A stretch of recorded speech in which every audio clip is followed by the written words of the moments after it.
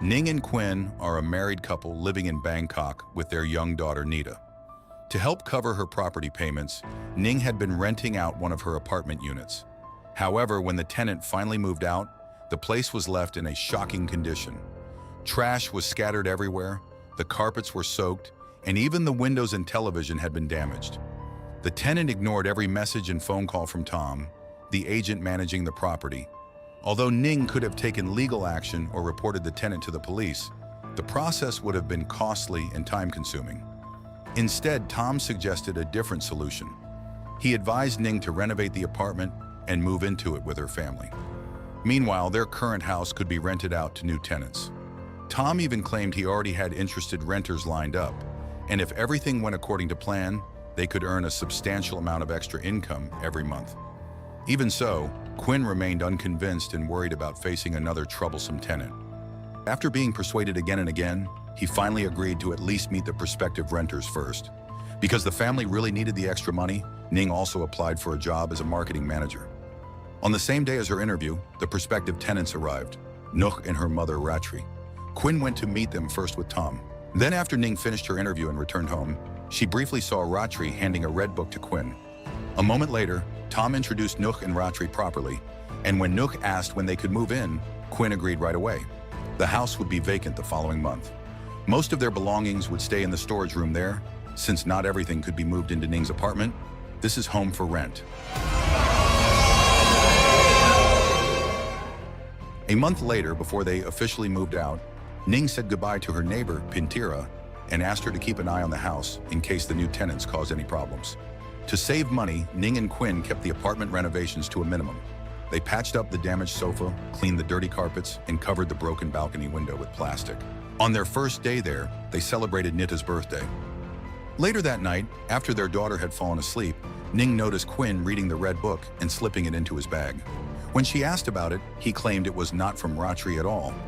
He said it was just a factory mechanical manual he needed for work. Then, as they were about to get close, Ning noticed a strange tattoo on Quinn's chest, a triangle with 2 dots.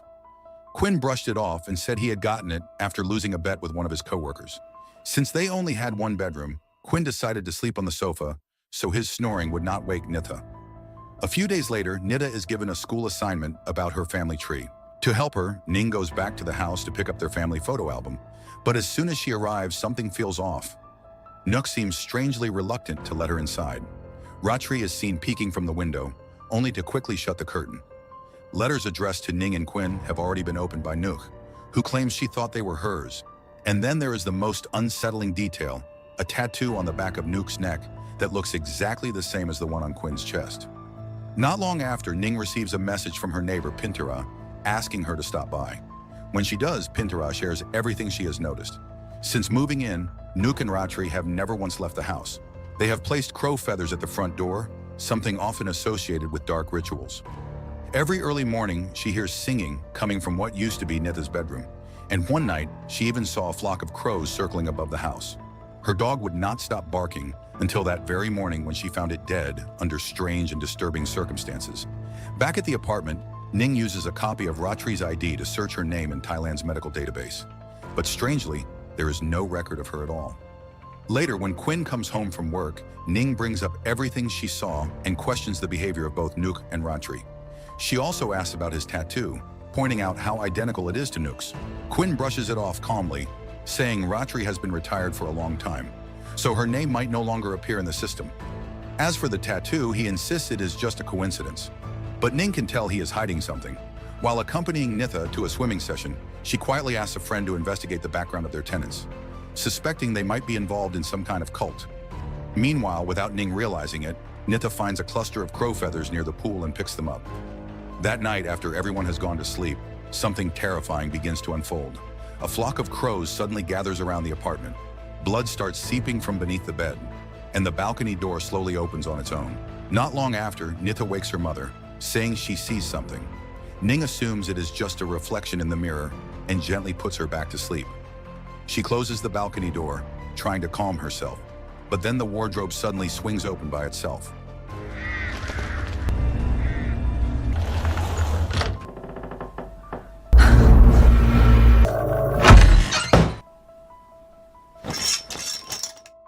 Then through a message online, Pintera sends Ning a video showing a ritual taking place inside Ning's own house. Even more horrifying, Ratri briefly turns her head and looks straight into the camera. Before Ning can react, Pintera deletes the video and stops responding completely. When Ning tries to show the message to Quinn, she realizes he is no longer on the sofa.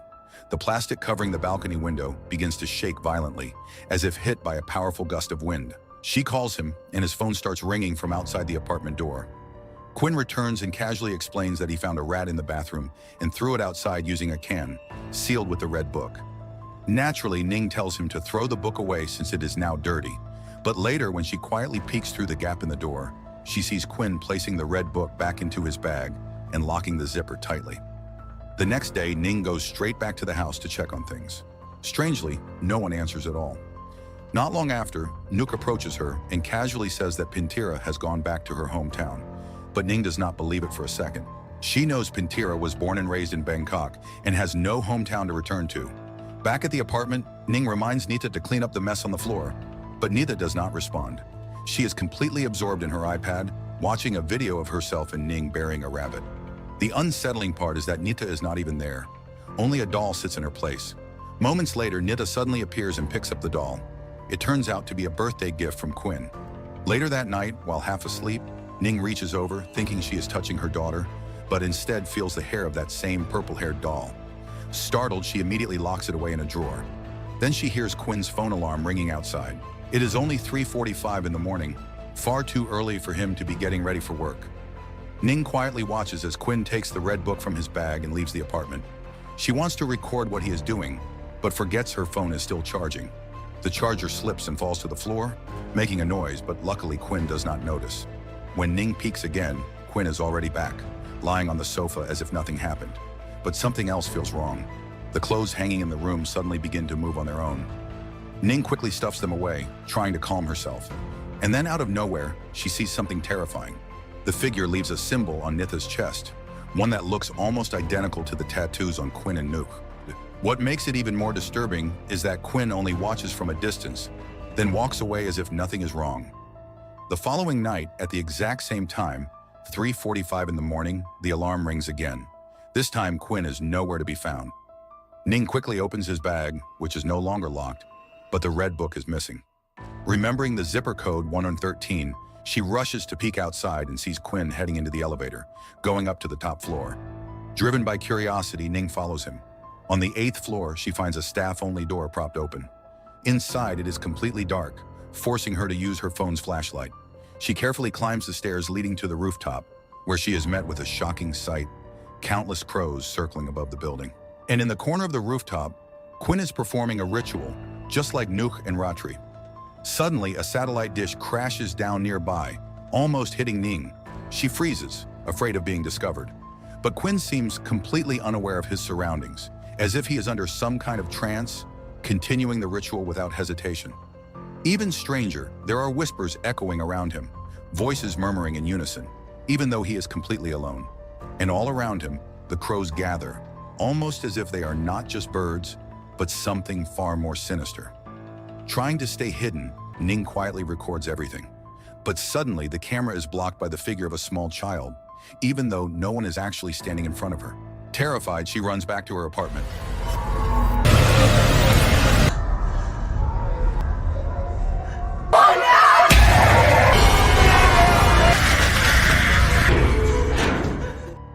The next morning, while Quinn is in the bathroom, Ning seizes the chance to open his bag and take the red book. She does not even have time to close the bag properly and quickly hides the book inside her clothes. As soon as Quinn comes out, Ning rushes into the bathroom to check it, only to find that the book is completely blank, with no writing or images at all. Moments later, Quinn notices his bag has been opened and asks if Ning took anything. Panic sets in. She has no idea where to hide the book, so she tries to throw it into the apartment's drainage compartment. But when she opens it, she finds it filled with strange items that look like they are used for rituals. By now, it is clear that the strange events are not limited to the apartment. The next day at school, Ning is shocked to see Nita calmly reading the same red book, with Ratri sitting right beside her. Ning rushes toward her daughter, pushing through smoke from a fire drill. But suddenly, both Nita and Ratri vanish. A moment later, Nita reappears and claims she has just come out of the building. That is when Ning notices something horrifying. a triangle symbol on the back of her daughter's neck, identical to the tattoos on Quinn and Nuke. After everything she has experienced, Ning finally decides to run away with Nitha. She returns to the apartment to pack their essentials and tells her daughter to wait in the car. But when she finishes, Quinn is already there, and he somehow knows about her plan. Nitha has told him everything. Quinn tries to convince Ning to stay, but she refuses. She no longer trusts him and fears the cult he is involved in will put their daughter in danger. The situation quickly escalates and Quinn slaps her.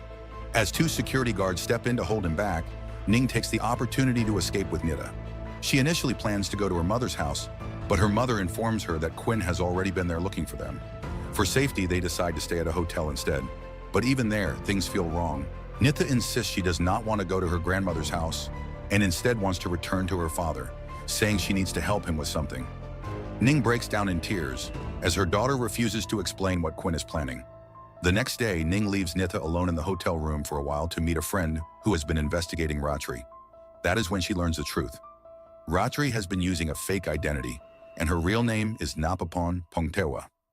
Despite how suspicious she seems, there are no records of her being involved in any criminal activity. But when Ning returns to the hotel room, her worst fear becomes reality. Nitha is gone.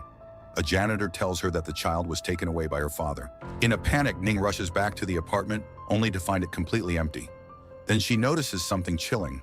There are drops of blood on the bed, and when she lifts the mattress, she sees it, the same triangle symbol. Now completely overwhelmed, Ning rushes back to her house. What she finds there is beyond terrifying. The living room is covered with a massive cult symbol. Offerings are scattered everywhere, and Nitha's old bedroom is filled with disturbing objects, clearly left behind from ritual activities. Without wasting time, Ning calls Tom, her property agent. He tells her that Nuke and Ratri have already moved out. Immediately, Ning and Tom head to another house that the two women are now renting. But on the way, Ning notices something chilling. There is a tattoo on Tom's hand, and it matches the symbol of the cult. Thinking quickly, she pretends to feel sick and says she needs to throw up. When Tom steps out of the car, Ning jumps back inside and locks the door. At first, she almost believes him when he claims he is not part of the cult, saying his tattoo is different. But then she spots a red book inside the car, identical to the one Quinn has been hiding. That is when everything becomes clear. Tom suddenly smashes the car window. Before Ning can react, he hits her with a rock, knocking her unconscious.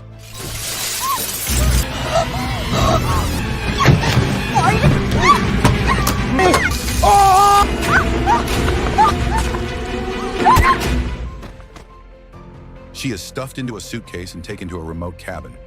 Not long after, Tom's phone alarm goes off. Once again, it is 3:45 in the morning, the exact same time Quinn has been performing his rituals.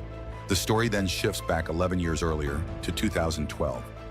Long before Quinn ever met Ning, he lived alone with his daughter from a previous marriage, Ya.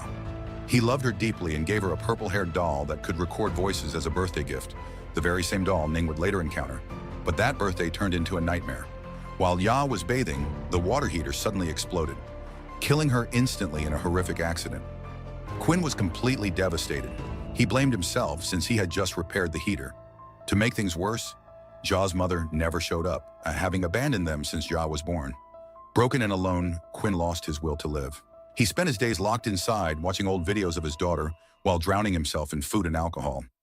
He began treating the purple-haired doll as if it were Ja herself, even preparing meals for it, holding on to the recorded voice stored inside. Then one day, Quinn met Ning, who was working as an insurance agent. They got to know each other, and within a few months, they got married and later had a daughter, Nitha. But Quinn's grief never truly faded. One day, he noticed Nitha talking to someone he could not see. To him, there was no one there. But to Nitha, it was as if she was speaking to Ya. And just like at the beginning of the story, this is when Quinn first encountered Ratri and Nuh, who came to look at the house they wanted to rent. At that time, while looking toward the bathroom where Ya had died, Ratri, who claims to have spiritual abilities, reveals something shocking. She says that 11 years ago, Ja died quickly and did not suffer, but her spirit is still lingering around the house. Quinn is stunned. Then Ratri hands him a red book, saying it can help. She also suggests that if she is allowed to rent the house, she can guide him further. Drawn in by her abilities, Quinn agrees to let Ratri and Nuke rent the house. Not long after, he seeks Ratri out again. This time, she tells him that Ya's spirit is growing weaker and may soon disappear completely. Hearing this, Quinn becomes desperate. He begs her to bring his daughter back. Ratri explains that it is possible, but it requires a ritual. The spirit needs a new body, one that is the same age and capable of communicating with the unseen. That body is Nitha. She reassures Quinn that there is nothing to worry about because two spirits can coexist in one body. According to her, Ja's spirit would simply live inside Nitha without harming her. Blinded by hope, Quinn agrees. He joins the cult and marks himself with a triangle tattoo on his chest as a sign of devotion. He even explains everything to Nitha, and she agrees to help bring Ja back, believing she is helping a friend. Many of the strange things Ning noticed earlier now make sense. It was Quinn who closed the curtains when she came to the house. It was also him who opened the letters, not Nuke. And when Pintira secretly recorded one of the rituals, she was forced to join the cult as well. After telling Nitha the truth, Quinn begins preparing for the ritual. He sets up an altar inside the bathroom drain, draws the cult symbol beneath the bed, and performs rituals every night at exactly 3:45 in the morning. As he goes deeper into it, he starts to see things. The crows around him begin to appear as people chanting together. And then a mysterious figure appears before him. It is Jaya. That same night, Ja's spirit marks a symbol on Nitha's chest. พี่พลอยเองลูกจ๋า The next day, Quinn, Nuk, and Ratri go to Nitha's school, where Ratri places another symbol on the back of her neck. The final symbol, the last step of the ritual, must be drawn by Quinn himself. When Ning takes Nitha to the hotel, Nitha secretly informs Quinn of their location, and he quickly comes to take her. After that, Quinn leaves with Ratri and Nuk, heading to Pintra's house to avoid Ning, who is searching for her daughter. At one point, Quinn wonders where Pintira has gone, but Nuk simply reassures him that she will be back by that night. That night, after Ning leaves with Tom, Quinn, Ratri, Nuk, and Nitha return to the house, straight to Nitha's bedroom, to continue the ritual. Rain pours heavily outside as Quinn prepares for the final step. Using blood from his own palm, he begins drawing the third symbol on his daughter's forehead. After finishing, Quinn steps out of the room and notices water dripping from the leaking ceiling. Then he hears movement downstairs. When he checks, he finds Pintira. But at this point, the truth is finally revealed from Ratri's perspective. From the very beginning, Quinn was never part of their real plan. He was only being used. For the past 4 months, Ratri and her group had been watching Nitha and her family. Even the damage to Ning's apartment was staged, carried out with Tom's help, who had long been one of Ratri's followers. They created a fake story about previous tenants to push the family into moving out and renting their house to Ratri and Nuk.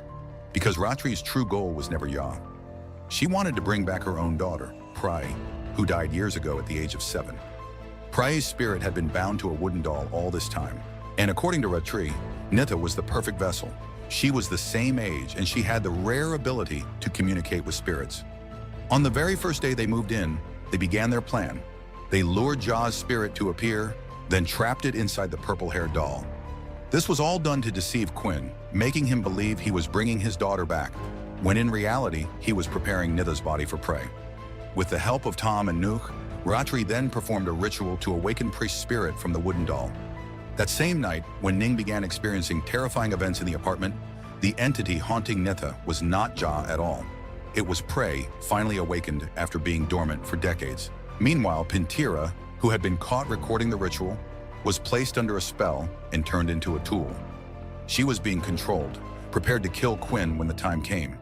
When Ratri met Nitha at school to mark the second symbol on her neck, she revealed something even more disturbing.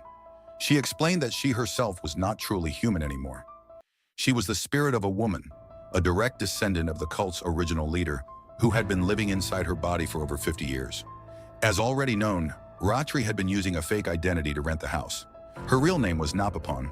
She chose Nitha because their spiritual abilities were nearly equal, which is why Nitha had always been able to sense Ja's presence. And before the ritual could be completed, Nitha had to give her consent. She believed she was allowing Ja's spirit to enter her body. But in reality, it was never Ja. It was always Prey. The scene returns to the moment Quinn carves the third symbol onto his daughter's forehead. At the same time, Nitha, growing suspicious, asks Ratri about Napapan. What she learns is far more terrifying than she could ever imagine. The original owner of that body, Napapan, is already dead, and her consciousness has been completely replaced by Ratri. Shocked and terrified, Nitha tries to run, and this is where everything collides. Pintira, who has been under the cult's control, suddenly attacks and kills Quinn.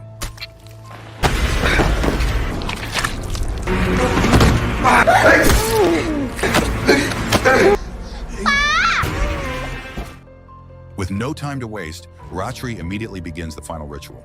She prepares to transfer Prey's spirit into Nitha's body. She cuts her own palm, smears the blood onto the doll, beheads a crow, and spreads its blood across the cult symbol in the living room.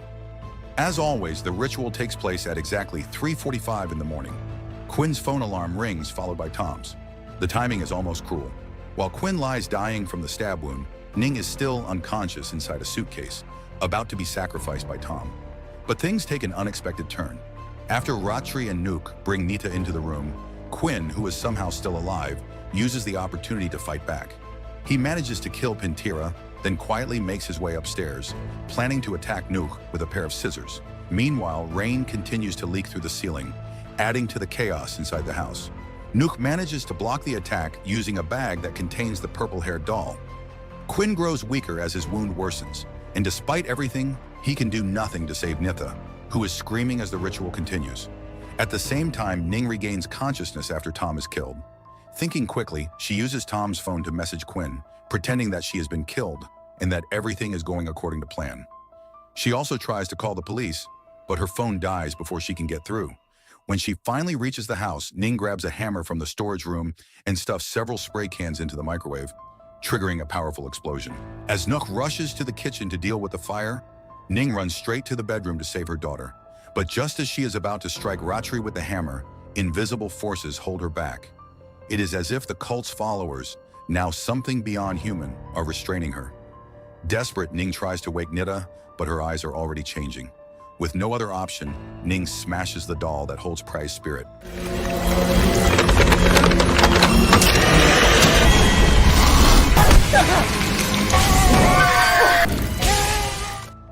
Then, without wasting a second, she carries Nita out of the room, only to be met with a devastating sight. Quinn is already dead. Moments later, Ning is surrounded by Ratri and Nuke, and the truth is finally spoken. The girl she is holding is no longer Nita. Her body now belongs to Prey. But before anything else can happen, the storm reaches its peak. The ceiling, already weakened by the heavy rain and the weight of the objects above, suddenly collapses. Debris crashes down on everyone inside. Ning and Nuke lose consciousness under the rubble. Ratri is too weak to stand. And then, as the dust settles, Nita wakes up. Without hesitation, she picks up a metal rod and drives it into Nuke's head. The film then briefly flashes back to a moment just before Ning arrived at the house. In his final moments, Quinn had actually completed one last step. He managed to carve the third cult symbol onto the forehead of the purple-haired doll inside his bag, the very doll that contained the spirit of his daughter, Ya. According to the rules explained by Ratri, the third symbol must be marked on the object where the spirit resides. And at the same time, before Prey's spirit could fully transfer, Ning destroyed the doll that held it. That single moment changed everything. Quinn's wish was fulfilled, but not in the way anyone expected. Nitha's spirit was gone, but Ja's spirit was the one that returned, now living inside Nitha's body. There is another detail that finally makes sense. Earlier, Ja's spirit had already placed the second symbol on Nitha's neck, using water seeping from the ceiling. After everything that happened, Ratri and Nuke are dead. Ning survives and is later treated in the hospital, together with Nita. Only then does Ning learn the truth that had been hidden from her for years. Her husband had once had a daughter, Ya. Seeing Nita holding a photo of Quinn and Ya, Ning realizes something is not right. With tears in her eyes, Nita apologizes over and over again. She explains that Nita is gone, and that Ja has taken her place. Ning breaks down, trying to accept the reality in front of her. Because no matter what, Ja is still her husband's child, and the body in front of her is still her daughter's. After Quinn's death, Ning moves in with her mother, living together with Nita, or rather Ja. It is not easy for her to adjust. She has lost her husband, and she has lost her daughter in a way she never imagined. But slowly she begins to accept it. She chooses to be grateful for what remains, and to keep loving Ya as if she were still Nita. So the moral of the story is, if your tenants bring creepy books, matching tattoos and crows, just stay broke.